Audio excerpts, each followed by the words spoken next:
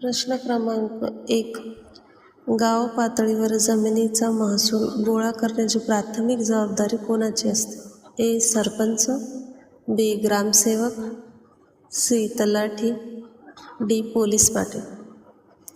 उत्तर आहे सी. तलाठी. प्रश्न क्रमांक 2. तलाठ्याला महसूल कारभारात मदत करणारा ग्रामीण महसूल कर्मचारी कोणता? ए. पोलीस पाटील, बी. कोतवाल, सी. ग्रामसेवक, डी. लिपिक. उत्तर आहे बी. कोतवाल. प्रश्न क्रमांक 3. महाराष्ट्र महसूल दिनाचे आयोजन दरवर्षी कधी केले जाते? ए. 1 मे, बी. 1 ऑगस्ट, सी. 15 August, D. 26 जानेवारी.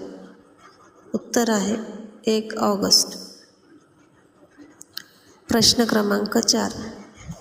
महाराष्ट्रात महसूल वर्ष कधी सुरू होते? ए. 1 एप्रिल, बी. 1 जून, सी. 1 August, D. 1 जानेवारी. उत्तर आहे 1 ऑगस्ट.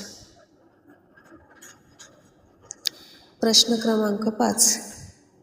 गाव पातळीवर कायदा व सुव्यवस्था राखण्यासाठी पोलिसांना मदत करणारा घटक कोणता? ए. कोतवाल, बी. पोलीस पाटील, सी. तलाठी, डी. सरपंच. उत्तर आहे बी. पोलीस पाटील. प्रश्न क्रमांक 6.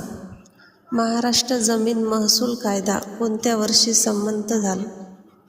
ए. 1950, बी. 1960, सी. 1966, डी. 1972. उत्तर आहे 1966. प्रश्न क्रमांक 7. तालुक्याचा सर्वोच्च महसूल अधिकारी खालीलपैकी कोण असतो? ए. तहसीलदार, बी. गट विकास अधिकारी, सी. नायब तहसीलदार, डी. जिल्हाधिकारी. उत्तर आहे तहसीलदार. प्रश्न क्रमांक 8. गावातील जन्म, मृत्यू व विवाहाची नोंदणी मुख्यत्वे कोणाकडे केली जाते? ए. तलाठी, बी. ग्रामसेवक, सी. कोतवाल, डी. पोलीस पाटील. उत्तर आहे बी. ग्रामसेवक.